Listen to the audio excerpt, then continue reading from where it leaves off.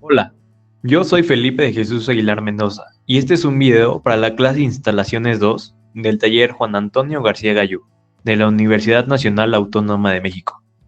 Este video va a tratar sobre la celda fotovoltaica, el panel solar y el sistema voltaico. Bueno, primero vamos a empezar viendo qué son las celdas fotovoltaicas. Las celdas fotovoltaicas son un dispositivo semiconductor elaborado a base de silicio. Estas se pueden dividir en tres dependiendo de su estructura tridimensional interna. La primera de esta división son las celdas de silicio amorfo. Estas no están formadas por cristales, son las más baratas y por ende su rendimiento es menor. Lo particular de este tipo de celdas es que pueden generar electricidad sin que la luz solar les dé directamente. Estas las podemos encontrar en calculadoras o en relojes. Después viene la celda de silicio policristalino. Esta es la más común que se ve en los paneles solares y está constituida por varios cristales. Tienen un color azul no uniforme. Por último, tenemos la celda de silicio monocristalino. Esta está constituida por un solo cristal de grandes dimensiones, que es cortado en finas láminas y generalmente esta sí tiene un tono azul uniforme. Las celdas solares generan electricidad en corriente continua o directa, utilizando como fuente la radiación solar. Estas se montan sobre una serie de paneles para conseguir un voltaje adecuado. En conclusión, las celdas solares son dispositivos que se encargan de capturar la energía luminosa del sol para transformarla a electricidad, y esto lo hacen por medio de un proceso llamado efecto fotovoltaico, que a continuación les explicaré. El efecto fotovoltaico. Este efecto se define como el proceso de conversión de energía luminosa a eléctrica de las celdas fotovoltaicas. Y este proceso funciona de la siguiente forma. Empieza cuando las celdas solares se exponen a la luz solar, donde llegan los fotones.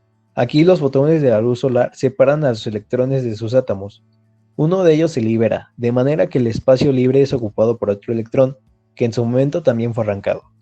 De manera que el trabajo de las celdas fotovoltaicas consiste en impulsar a que los electrones libres salgan a uno de los materiales semiconductores. Las celdas fotovoltaicas están elaboradas con dos tipos de materiales semiconductores, uno que contiene una carga negativa y otro que contiene una carga positiva. Mediante este proceso se genera una diferencia de potencial de cargas que conllevan a la corriente eléctrica.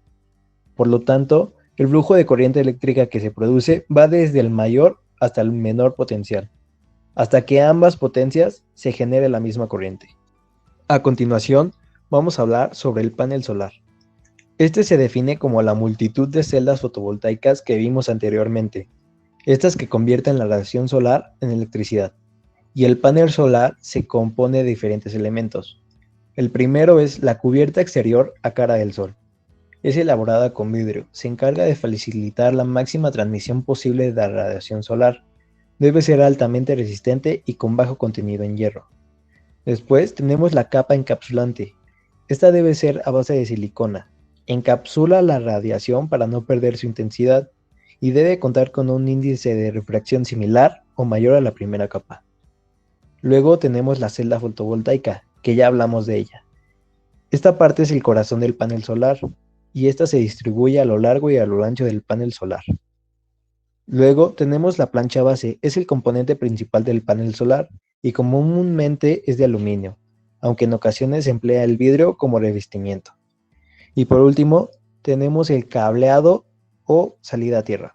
Las empresas fabricantes de paneles solares lo protegen con cajas estancas que lo hacen resistente a la intemperie. Ahora veremos que para que un panel solar funcione de manera correcta se necesitan más componentes, y a la unión de los paneles con los demás componentes se le llama sistema fotovoltaico. El sistema fotovoltaico se define de la siguiente manera. Es la agrupación y trabajo en conjunto de ciertos componentes eléctricos para lograr la transformación de energía solar en energía eléctrica utilizable para cualquier aparato o dispositivo eléctrico convencional de una casa, negocio o inclusive una industria. Al igual que el panel solar, los sistemas fotovoltaicos se componen de diferentes elementos y es en esta parte donde vamos a explicar cada uno de ellos. Como primer lugar tenemos el panel solar, que es el encargado de transformar la radiación solar en energía eléctrica a través del efecto fotoeléctrico. El panel solar produce electricidad de corriente directa.